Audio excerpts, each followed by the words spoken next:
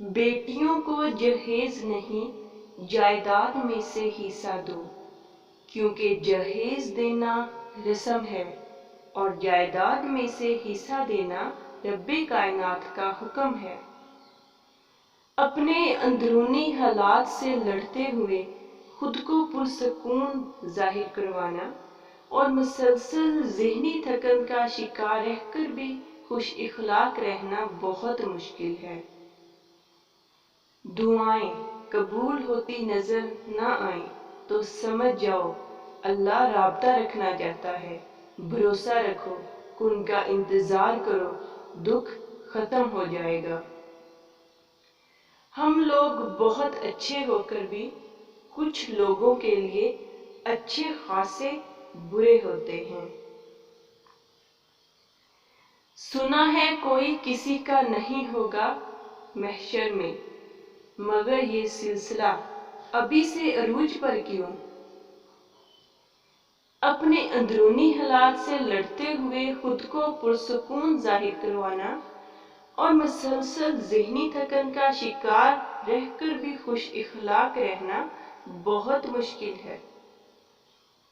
جب کوئی شخص خود اپنی تعریف کرے تو اس کا وقار ختم ہو جاتا ہے۔ اچھا وقت اس کا ہوتا ہے جو کسی کا برا نہیں سوچ سکتا۔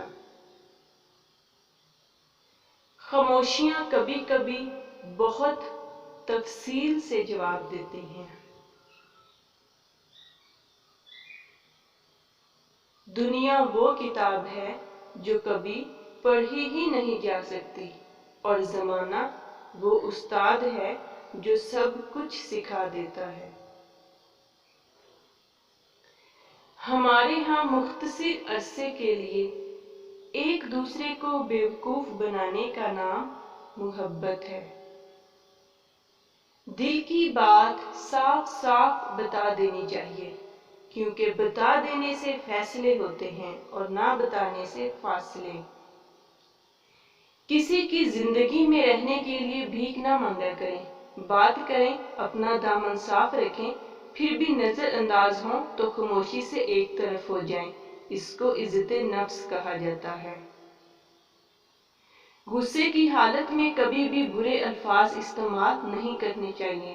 تھوڑی دیر میں آپ کا غصہ تو ٹھیک ہو جائے گا، لیکن کسی کو آپ کے الفاظ کے زخم شاید تمام عمر ٹھیک نہ ہو سکیں۔